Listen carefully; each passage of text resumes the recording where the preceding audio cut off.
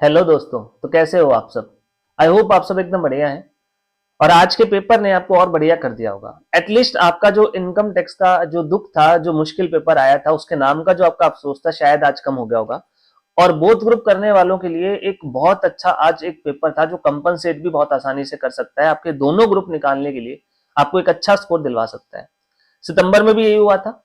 Tax का paper comparative मुश्किल था, लॉ का पेपर बहुत मुश्किल था, लेकिन कॉस्टिंग का पेपर ऐसा था कि सर दोनों ग्रुप निकाल दिए मैक्सिमम बच्चों के 85-90 स्कोर किए। और कुछ ही ऐसी ही सिचुएशन मुझे आज के पेपर को देख के भी लगी। हाँ, एक बात जरूर है कि आज जो है आईसीआई ने पेपर थोड़ा सा लेंदी बनाने की कोशिश की। लेंदी ऐसे नहीं बनाया गया, बट नंबर ऑफ सब पार्ट्स बहुत सारे थे। जो जहां पे यूजुअली अगर मान लो आप आईसीआई 2 क्वेश्चन करता था 8 और 6 मार्क्स के या 7-7 मार्क्स के, आज कोशिश की गई कि 3 सब पार्ट्स बनाए जाए।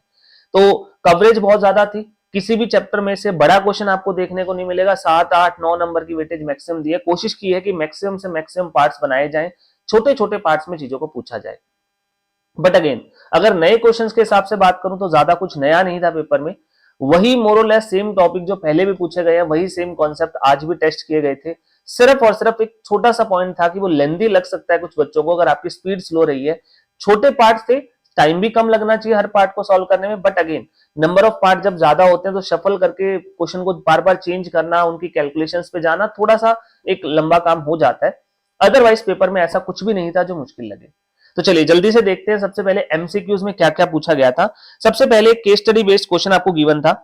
ये जो आपका क्वेश्चन था, ये आपका मार्जिनल कॉस्टिंग से गिवन था। क्वेश्चन में आपको जो मिक्सिंग का जो कॉन्सेप्ट है, सेल्स मिक्स का जो टॉपिक है, उसके ऊपर बेस्ड गिवन था कि क्या इंफॉर्मेशन गिवन है। देखिए जरा, पहले क्वेश्चन में कहा गया कि कंपनी के 3 प्रोडक्ट्स हैं, तीनों की आपको सेल गिवन है, इवन तीनों के आपको सेलिंग प्राइस और वेरिएबल कॉस्ट भी गिवन है। आप इसकी हेल्प से जीपी रेशो, सॉरी आपका कंट्रीब्यूशन रेशो आप बहुत इजीली यहां से कैलकुलेट कर सकते थे। फिर उन्होंने कहा कि हम नया प्रोडक्ट इंट्रोड्यूस कर रहे हैं। एक प्रोडक्ट कंपनी नया इंट्रोड्यूस कर रही है, प्रोडक्ट डब्ल्यू। तो डब्ल्यू प्रोडक्ट जो इंट्रोड्यूस होगा उसके लिए कंपनी ने फिर नया सेल्स मिक्स दे दिया। अगेन सेलिंग प्राइस गिवन है और आपको तीनों का वेरिएबल कॉस्ट गिवन है। अगेन कंट्रीब्यूशन या पीवी रेशो आप निकाल सकते हो। दोनों सिनेरियो में फिक्स कॉस्ट क्या रहने वाली गिवन है, और आपकी सेल्स का जो टोटल अमाउंट रहेगा नए सिनेरियो में वो भी आपको बता रखा है। अब इसके बेसिस पे बहुत सिंपल सिंपल पार्ट पूछ रखे थे, लाइक पहले केस में क्या एग्जिस्टिंग आपका पीवी रेशियो है। तो बहुत आसान था सर, यहां से आप इंडिविजुअली देख सकते हो। लाइक ए प्रोडक्ट जो है आपका एक्स प्रोडक्ट, उसमें 50% आपका पीवी है। और यहाँ पे आप देख सकते हो, यहाँ पे आपका 40% का पीवीआर है और यहाँ पे अगेन आपका 40%। तो यहाँ से आप टोटल कॉन्ट्रीब्यूशन निकाल सकते हो। 40 लाख पे 50%, दैट इज 20 लाख। देन ऐसे ही 23,80,000 का 40% और 16,20,000 का 40%। टोटल कंट्रीब्यूशन आ गया सर। टोटल सेल आपको गिवन ही है, उससे आपका टोटल पीवी रेशियो बहुत सिंपली फर्स्ट पार्ट में कैलकुलेट हो जाएगा। ठीक है, चलिए जी, ये था आपका फर्स्ट पार्ट। सेकंड पार्ट में एग्जिस्टिंग प्रॉफिट आपको पूछा गया है। तो सर ऑलरेडी आपने पहले पार्ट में कंट्रीब्यूशन निकाल दिया, उसमें से अगर आप अपना फिक्स्ड कॉस्ट का खर्चा जो कि आपका 18 लाख रुपया वो माइनस कर दोगे तो आपको आपका सेकंड क्वेश्चन का आंसर भी मिल जाएगा। That is what is the profit at the current level. Second part भी बहुत सिंपल। थर्ड में देन आपसे नए केस में सीएस रेशियो क्या होगा, contribution sales ratio, PV ratio बोल लो, तो वो आपको बताना था सर। वो भी अगेन बहुत आसान है। तीनों लेवल की आपको सेल पता चल जाएगी। 80 लाख की सेल है सर, जिसमें 55% एक्स की रहने वाली है, तो यहां से आप 55% वैल्यू निकाल सकते हो। सिमिलर वे में वाई की 30% और डब्ल्यू की 15%। तो तीनों की आपको इंडिविजुअल सेल पता चल जाएगी। तीनों का पीवी रेशियो भी आप यहां से इजीली कंपेयर कर सकते हो sir. Again selling price variable cost given है, मल्टीप्लाई करके सेल्स को पीवी रेशियो से आपका जो कंट्रीब्यूशन है पर प्रोडक्ट पे वो निकल जाएगा। टोटल में टोटल सेल गिवन है, टोटल कंट्रीब्यूशन से डिवाइड करोगे टोटल सेल को, तो फिर आपके पास यहाँ पे आपका पीवी रेशियो निकल जाएगा जो कंबाइंड पीवी रेशियो होगा।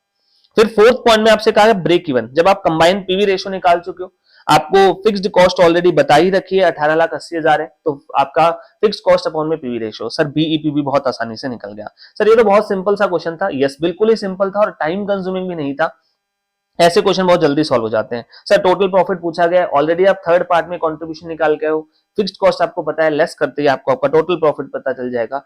और मुझे नहीं लगता अगर आपको मार्जिनल कॉस्टिंग का टॉपिक आता होगा तो इस क्वेश्चन में कोई दिक्कत रही होगी। बहुत आसान सा क्वेश्चन था सर, 10 में से 10 नंबर लेने वाला पूरा क्वेश्चन। ठीक है, चलिए इसके बाद अगर आप सेकंड क्वेश्चन देखोगे तो ये आपका क्वेश्चन था मटेरियल कॉस्टिंग के ऊपर, जो आपके ईओक्यू अगर निकालने के ऊपर कॉन्सेप्ट था। क्या गिवन है सर, एक कंपनी है पेपर स्प्रे बनाती है, इसमें कहा गया कि एवरेज क्वार्टरली, अब 2-3 पॉइंट यहां पे थे जो ध्यान देने वाले थे। पहला पॉइंट था सर क्वार्टरली मार्केट की डिमांड है 3125 यूनिट। ये क्वार्टरली है पहली बात, और दूसरी मार्केट की डिमांड है। 3125 पर क्वार्टर है सर, एनुअली करेंगे तो ये बन जाएगा 12,500 unit. This is annual demand of the market. अब उसमें हम कितना लेते हैं सर, स्पाइस गार्ड जो हमारी कंपनी है सर, उसकी 8% मार्केट शेयर रहने वाली है। तो सर ये जो ईओक्यू निकालते टाइम ए लेते हैं वो 12,500 नहीं होगा सर, हमारी डिमांड इसकी 8% रहने वाली है। इसका मतलब 12,500 का भी आपको 8% जो आपकी मार्केट डिमांड रहने वाली है आपको वो निकालना था। ठीक है, तो 12,500 आपको टोटल मार्केट की डिमांड दे रखी थी, उसमें से आपका हिस्सा सिर्फ 8% है। ठीक है, अब इसे बनाने में सर दो रॉ मटेरियल लगते हैं, ओसी एंड ओई। बेसिकली जो स्प्रे है वो फिनिश प्रोडक्ट है, याद रखना ईओक्यू हमेशा रॉ मटेरियल का निकलता है। तो यहाँ पे दोनों रॉ मटेरियल आपके पास गिवन है, एक 4 किलो लगता है सर, एक 1.6 किलो। तो बेसिकली 12,500 का 8% आपकी जो है डिमांड रहने वाली है, जो आपके प्रोडक्ट की रहने वाली है, दैट विल बी 1000 यूनिट्स। 12,500 का 8% दैट विल बी 1000 यूनिट्स। और उस 1000 यूनिट में आपको बनाने के लिए सर दोनों रॉ मटेरियल चाहिए, एक 4 किलो और एक 1.6 किलो। तो सर 4000 एंड 1600। आपका पहला क्वेश्चन आई गेस यही था, यस आपको एनुअल डिमांड बतानी थी रॉ मटेरियल की, तो ये आपकी इजीली निकल के आ गई। ठीक है, तो पहला पॉइंट कैच का यही था सर, दो पॉइंट इकट्ठे दे रखे थे, एक तो मार्केट डिमांड गिवन है और दूसरा क्वार्टरली गिवन थी। बट मुझे नहीं लगता इसमें कोई बेसिक पॉइंट है, कोई बहुत बड़ी मिस्टेक होने वाली चीज है। उसके बाद सर ऑर्डरिंग कॉस्ट में आपको पर ऑर्डर दोनों की गिवन है अलग अलग। बट अगेन स्टोरेज कॉस्ट में थोड़ा सा क्वेश्चन है, चाह के कंफ्यूज करे, तो यहां पे आप ओसी की देखोगे तो ऑलरेडी सारी चीजें पर एनम है। बट द प्रॉब्लम इज ओई में यहाँ पे 2.5 rupees per KG per month given था, तो सर इंटू 12 करके हम कैरिंग कॉस्ट पर एनम निकाल सकते हैं। सिमिलर वे में सर यहाँ भी 2.5% पर क्वार्टर है, 1.25% पर क्वार्टर।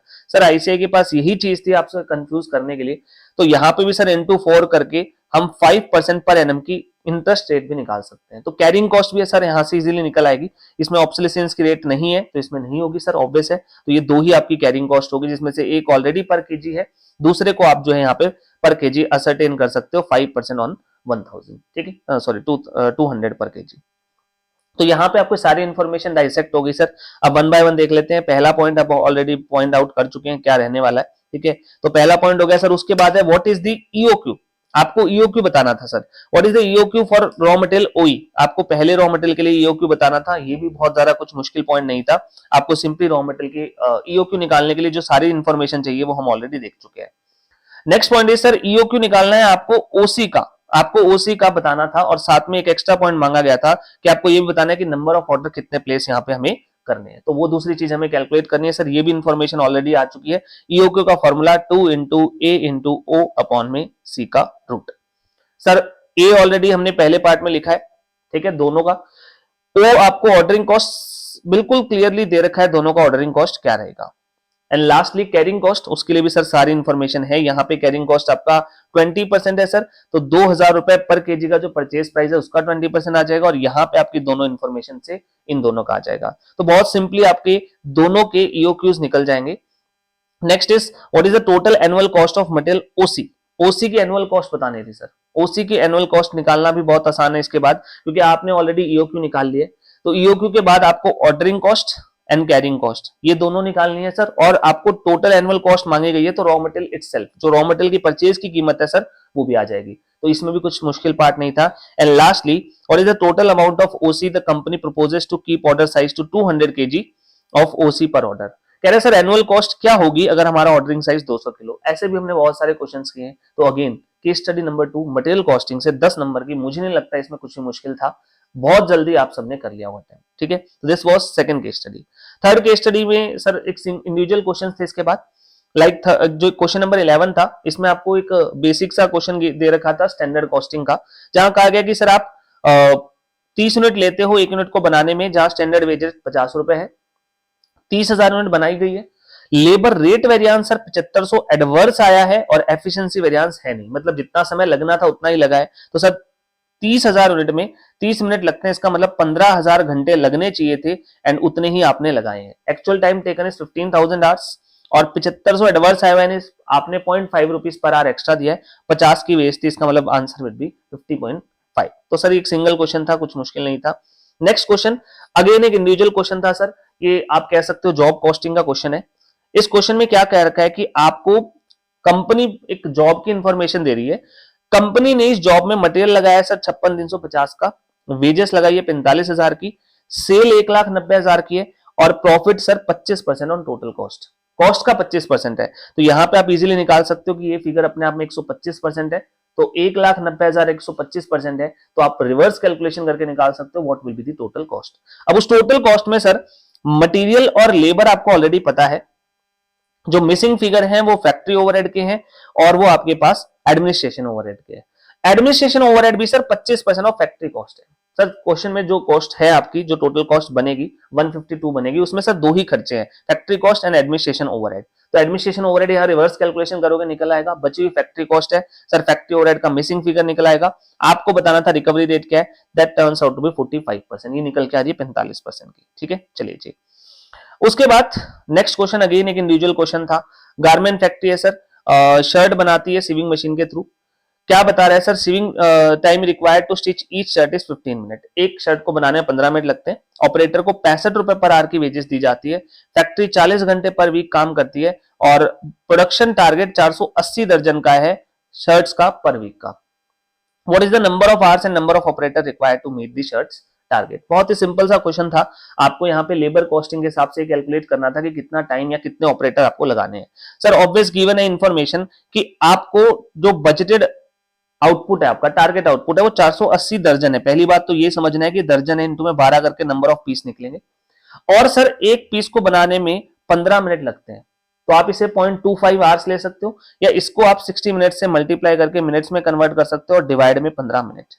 तो यहां से आपको ये पता चल जाएगा कि यहाँ पे हमारे जो पीसेस बनने वाले हैं, वैसे टोटल पीसेस आप निकाल सकते हो कितने टाइम कंज्यूम करने वाले हैं, 480 दर्जन इनटू में 12, बिकॉज दर्जन में आपको इंफॉर्मेशन गिवन है, इनटू में 15 मिनट। तो यहां से टोटल टाइम रिक्वायर्ड आपको मिल जाएगा मिनट्स में। इसे 60 से डिवाइड करके आप आवर्स में कन्वर्ट कर सकते हो, आपको ये पता चल जाएगा कितने घंटे की हमें जरूरत है। फिर एक वर्कर के पास 40 घंटे हैं, तो डिवाइड करके आप नंबर ऑफ ऑपरेटर्स कितने रिक्वायर्ड होंगे वो आराम से निकाल सकते थे।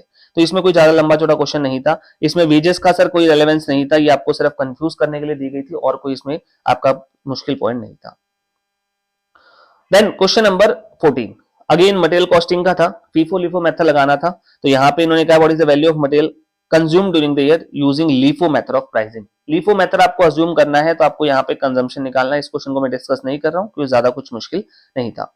एंड लास्ट पॉइंट, ये जो आपका था टॉपिक ओवरहेड्स का क्वेश्चन है। The following information has been given regarding to machines. दो मशीन के बारे में आपको इंफॉर्मेशन गिवन है, दोनों की आपको कॉस्ट गिवन है स्पेयर पार्ट की 40 और 60,000।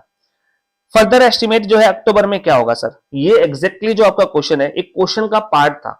आईसीए ने पहले भी क्वेश्चन के पार्ट के तौर पर इस इंफॉर्मेशन को पूछा था, मतलब पूरा क्वेश्चन था, उसमें एक छोटा सा पॉइंट ये था। अब इन्होंने इसे एमसीक्यू बनाने के लिए एक सिंगल अलग से जो है क्वेश्चन बना के फ्रेम कर दिया है। तो क्या कहा है sir, there is increase in 15% price of both the spare part. तो सर 40,000 वाला हो चाहे 60,000, दोनों 15% बढ़ जाएंगी एंड 25% कंजम्पशन बढ़ेगा, लेकिन वो सिर्फ बी का, तो वो आप 25% बी में ऐड कर सकते हो। अब बच्चे कंफ्यूज होते हैं सर क्या पहले प्राइस बढ़ाएं या पहले कंजम्पशन, कोई भी बढ़ा लो मैथमेटिकली सेम होगा। 60,000 प्लस 15% प्लस 25% कर दो या 60,000 प्लस 25 प्लस 15% कर दो, दोनों में बात सेम ही है। फिर आपको बताना है नई स्पेयर पार्ट कॉस्ट क्या होगी। बिल्कुल आसान था सर, 40,000 में 15% जोड़ना है और 60 में 15 और 25, 40 इकट्ठा मत जोड़ देना, 60 प्लस 15 फिर उसके बाद 25 जोड़ना है। ठीक है, तो उससे आपका टोटल आंसर आसानी से आ जाएगा। तो इस क्वेश्चन में भी ऐसा कुछ नहीं था। तो ये थे आपके एमसीक्यू। एक भी एमसीक्यू मुझे ऐसा नहीं लगा जो ट्रिकी हो, जिसमें बच्चा अटक सकता है। तो अगर आपने सफिशिएंट प्रैक्टिस कर रखी है तो मेरा मानना है कि आप 30 आउट ऑफ 30 ले सकते हो, इसमें कोई भी दिक्कत वाला क्वेश्चन नहीं था।